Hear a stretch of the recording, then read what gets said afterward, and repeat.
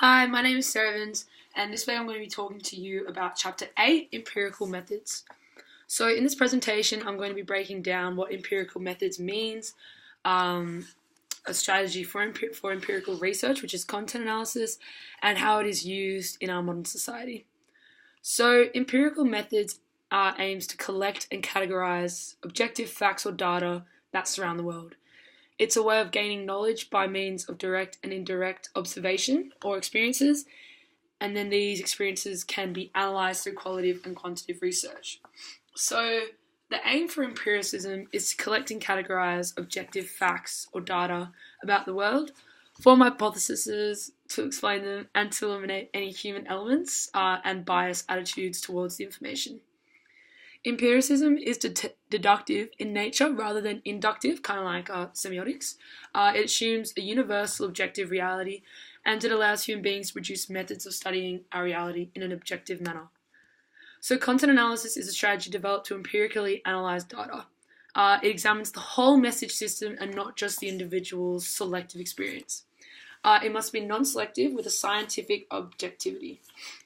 The unit's counter can be anything that the researcher wishes to investigate and must be non-selective by covering the whole message and not just individual pieces.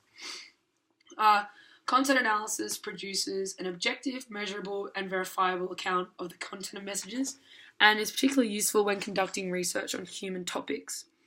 So Fiske provides an example of a human topic, which is John F. Kennedy and Richard Nixon's television debates during their presidency campaigns in the 1960s.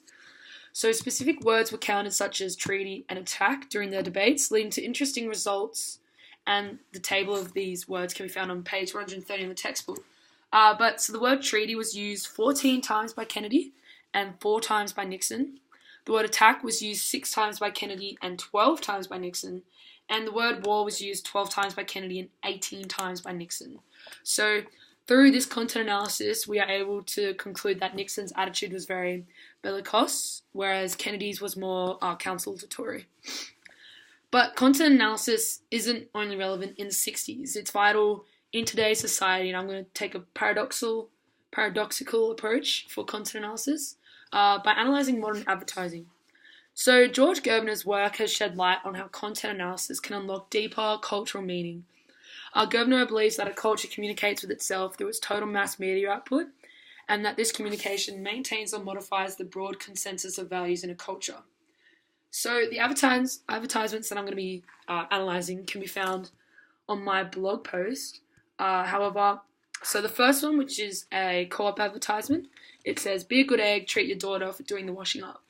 So it's just putting women in a very submissive role, kind of saying that if you get your daughter to do the washing up, kind of women belong in the kitchen, and you can reward her with our product.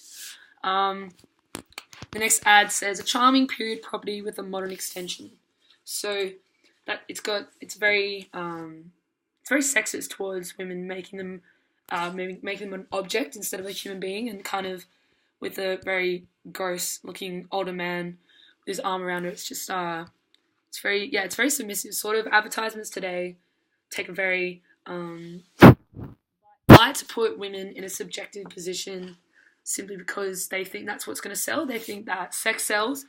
For example, the Sprite ad says, "She's seen more ceilings than Michelangelo," and a 2 at 10 is a 10 at 2, and you're not popular, you're easy. Like, it's just ridiculous, if you ask me. But then when you look at the male advertisements, it's very empowering for men. "Wear the pants, dockers," and "One more thing for men to rule" is a Nike ad, and "Milk for real men."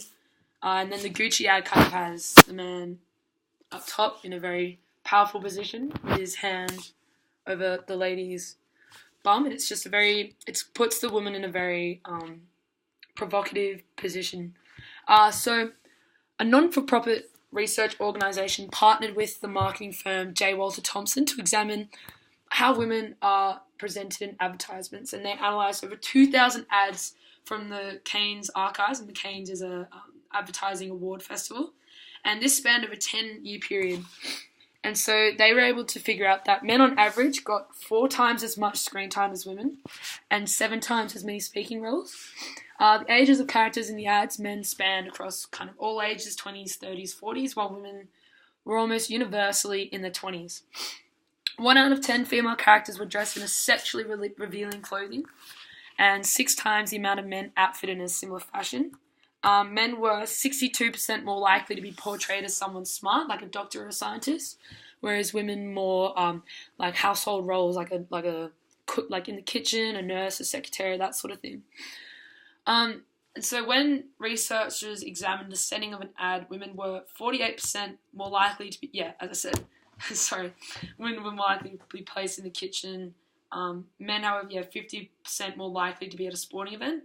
So it's just kind of, just through this content analysis, you can clearly see how women are portrayed in our modern society, and this content analysis kind of speaks for itself, really.